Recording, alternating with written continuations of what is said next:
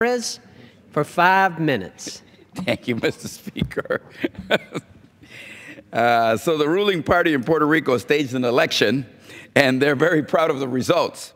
They say 97% of Puerto Ricans support statehood and that the United States should grant statehood right away because of it. Yeah, they got 97% of the vote. That's pretty impressive, the kind of numbers that would make Putin jealous and Saddam Hussein green with envy if he weren't dead already. And the reason why the statehooders got 97% of the vote was pretty much the same reason those two guys get 97% of the vote. Only one political party participated. All the other parties thought the election was so rigged and so predetermined for the outcome the sponsors wanted that they didn't even think it was worth taking and participating. And the vast majority of Puerto Ricans agreed. Only 23% of the people voted. 77% boycotted the election because they didn't think it was worth their time. And they were absolutely right. But I guess in the era of alternative facts and made-up statistics about how many people attend your inauguration, you can try to make a one-party vote of 23% of the people look like a mandate for statehood. But I'm here to warn my fellow Democrats not to believe the hype for 1 second. Those who are peddling the fantasy of statehood sometimes call themselves Democrats. But we should beware of an elephant in donkey clothing. Let's look at the leaders of the statehood party here in Washington. Our colleague, the resident commissioner who ran on the statehood ticket, is a Republican who caucused with the Republicans here in the House. She's a proud supporter of Donald Trump and pals around with Steve King and other members who, we might say, aren't too friendly to Latino and Latino causes, much less the Democratic Party line. The governor's Washington, D.C. office is headed by a Republican, Carlos Mercader, who is appointed to the position by Governor Rosselló after serving as executive director of the right-wing political organization called Latino Partnership for Conservative Principles, infamous for its constant bashing of, yes, President Obama. That is who is pushing statehood in D.C., which makes me wonder why any Democrat would be embracing them, especially the chairman of the DNC. Unless, of course, as the media reports, it's a payback for votes for DNC chairmanship.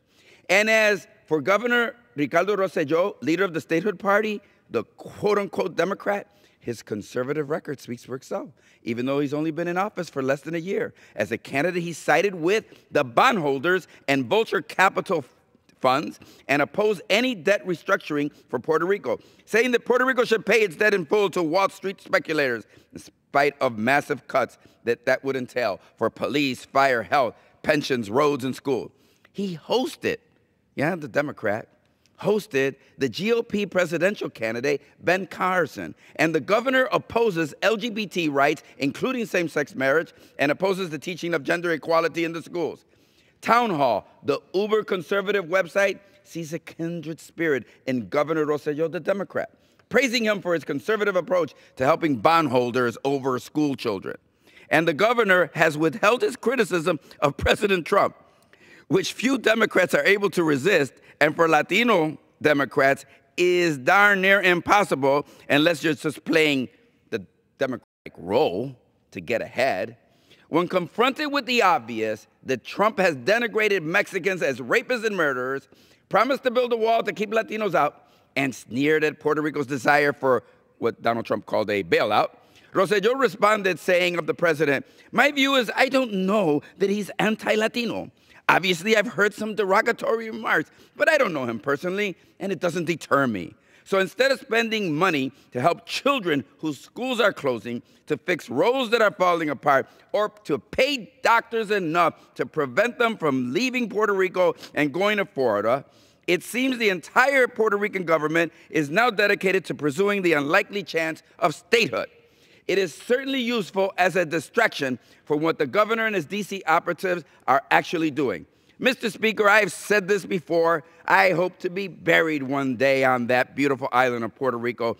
But when I'm buried, I hope it happens in a free, sovereign nation that has thrown off the yoke of colonialism and dependence on an overseas master, just as this country, the United States of America, the country in which I was born at, and I look forward to celebrating the 4th of July. In the meantime, I think it is important to warn my fellow Democrats that they should get no more in bed with the statehooders than with any other group of right-wing conservatives with an agenda. The gentleman yields. The chair recognizes